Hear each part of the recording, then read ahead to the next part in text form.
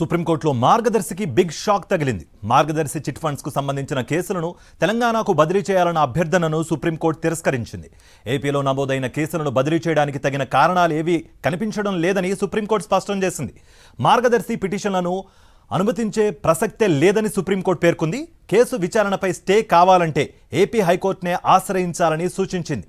ఈ క్రమంలోనే కేసును కొట్టివేస్తే పిటిషన్లన్నీ నిర్ధారణమయ్యే కాదా అని ధర్మాసనం వ్యాఖ్యానించింది. ఈ కేసుల విషయంలో ఏదైనా అవసరం అనుకుంటే ఏపీ హైకోర్టులోనే తగిన పిటిషన్లు వేసుకోవాలని కోర్టు సూచనలు చేసింది.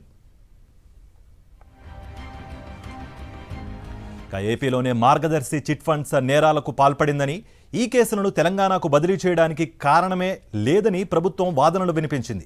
ఏపీలో మార్గదర్శి చిట్ ఫండ్స్ ఏటా 3,274 కోట్ల రూపాయల టర్నోవర్ వ్యాపారం చేస్తోందని సిఐడి పోలీసులు ఈ కేసులను దర్యాప్తు చేస్తున్నారని తెలిపింది. చిట్ ఫండ్స్ చట్టం ప్రకారం ఏపీ పరిధిలోనే న్యాయ విచారణ జరగాలని కోరింది. ఈ కేసుల్లో 150 మంది సాక్షుల స్వస్థలం ఏపీ అని, తెలంగాణ హైకోర్టులో క్వాష్ పిటిషన్ పెండింగ్ ఉందన్న కారణంగా ఇక్కడ కేసుల బదిలీకి ఆధారం కాదని వాదించింది. ఏపీ హైకోర్టు న్యాయ పరిధి అంశంపై సుప్రీంకోర్టు జోక్యం చేసుకోనని గతంలో చెప్పిందని, ఈ కేసులో విచారణకు ఏపీ హైకోర్టు తగిన న్యాయస్థానమని పేర్కొంది.